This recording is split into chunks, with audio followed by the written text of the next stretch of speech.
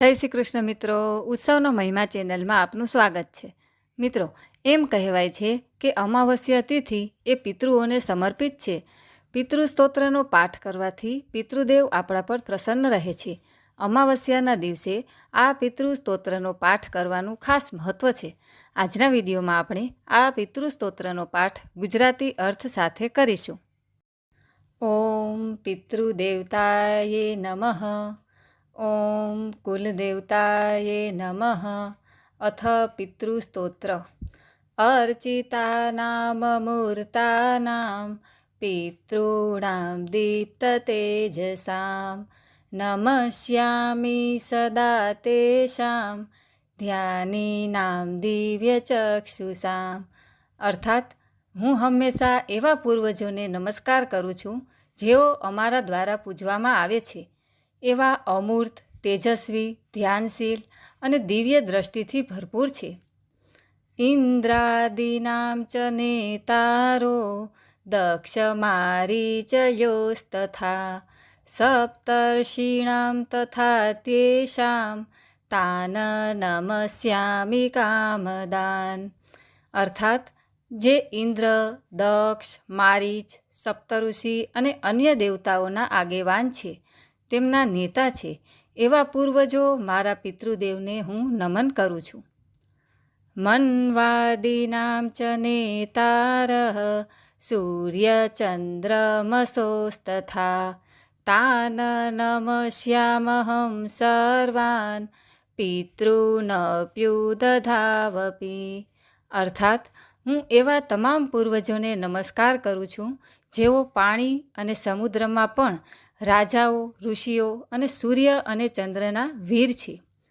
નક્ષત્રાણાં ગ્રહાણાં ચ વાપ્વગ્ન્યોર્નભસસ્તથા ધ્યાવા પૃથિવોવ્યોશ્ચ તથા નમસ્યામિ કૃતાഞ്જલિઃ. અર્થાત, નક્ષત્રો, તારાઓ, ગ્રહો, વાયુ, અગ્નિ, આકાશ અને પૃથ્વી અને પૃથ્વીના આગેવાન એવા પૂર્વજોને હું હાથ જોડી અને પ્રણામ કરું છું.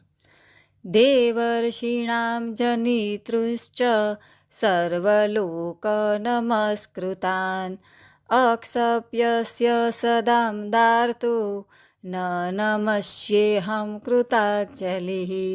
અર્થાત, હું એવા પૂર્વજોને હાથ જોડીને પ્રણામ કરું છું જેઓ દેવતાઓના સર્જક છે, જેઓ સર્વ જગત દ્વારા પૂજવામાં આવે છે અને જેઓ નિત્ય ફળ આપનારા છે.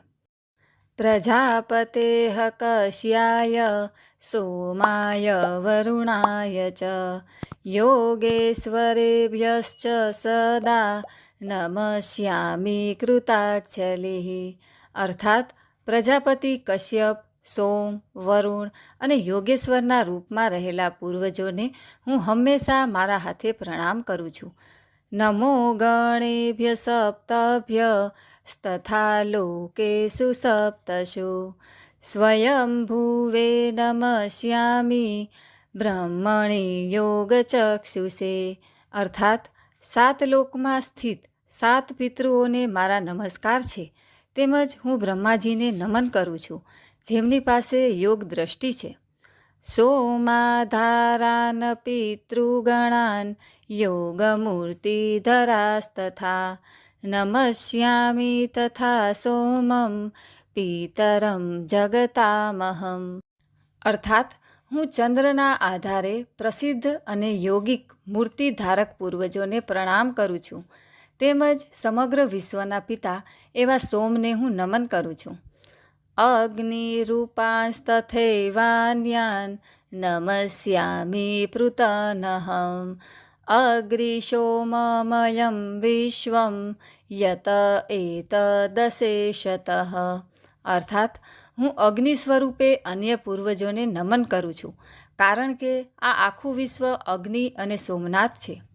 યે તુ તેજસી યે ચૈતે સોમ સૂર્યાગ્નિમૂર્તયઃ જગત્સ્વરૂપિણશ્ચૈવ તથા બ્રહ્મ સ્વરૂપિણઃ તેભ્યોऽખિલેભ્યો યોગીભ્યઃ પિતૃભ્યો યતમનસઃ નમો નમો નમસ્તેસ્તુ પ્રસીદંતુ સ્વધા ભુજઃ, અર્થાત જેઓ પૂર્વજોના તેજમાં સ્થિત છે, જેઓ ચંદ્ર, સૂર્ય અને અગ્નિના રૂપમાં દ્રશ્યમાન છે અને જેઓ જગત અને બ્રહ્માનું સ્વરૂપ છે, એવા હું એકાગ્ર ચિત્તથી એવા તમામ યોગી પૂર્વજોને પ્રણામ કરું છું.